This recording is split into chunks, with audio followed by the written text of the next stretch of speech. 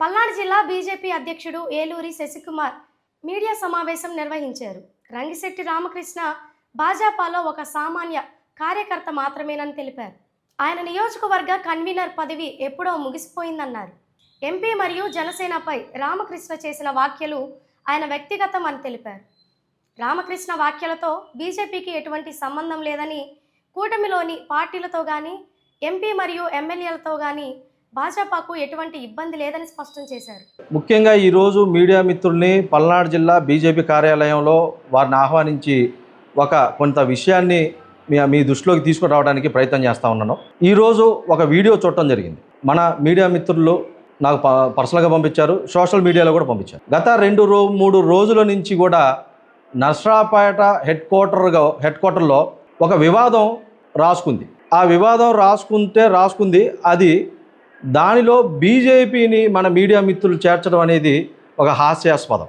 Media ఆ యొక్క వివాదానికి బీజేపీకి ఎటువంటి సంబంధం కూడా లేదు. ఆ సందర్భం కూడా భారతీయ జనతా పార్టీ కార్యకర్త రంగిశెట్టి రామకృష్ణ గారు వారి యొక్క కుల సమావేశంలో వారి యొక్క వ్యక్తిగతంగా ఉన్నటువంటి అభిప్రాయాన్ని మాత్రమే వారు తెలియజేశారు. అది భారతీయ జనతా పార్టీ తరపున ఎటువంటి సంబంధం లేనటువంటి అంశం. అది భారతీయ జనతా పార్టీకి ఆ యొక్క అంశాన్ని మీడియా మిత్రులను వేడి కోరుకుంటున్నాను. అది భారతీయ జనతా పార్టీకి ఆపాదించద్దని చెప్పేసి మీ అందరినీ కూడా కోరి ప్రార్థిస్తూ ఉన్నాను. అదేవిధంగా గత కొంతకాలం నుంచి కూడా చూస్తూ ఉన్నాను, భారతీయ జనతా పార్టీలో రంగిశెట్టి రామకృష్ణ గారిని వారి బాధ్యత నియోజకవర్గ ఇన్ఛార్జ్ అని చెప్పి మీ అందరూ కూడా రాస్తూ ఉన్నారు.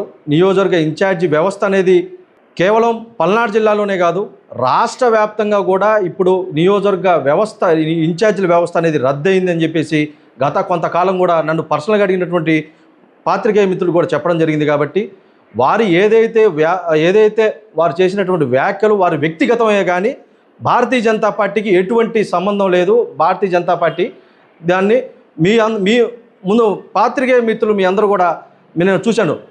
బ్రేకింగ్ న్యూస్ ఈ రెండు పార్టీల మధ్యలో బీజేపీ కూడా తోడైందని చెప్పేసి రాస్తూ ఉన్నారు.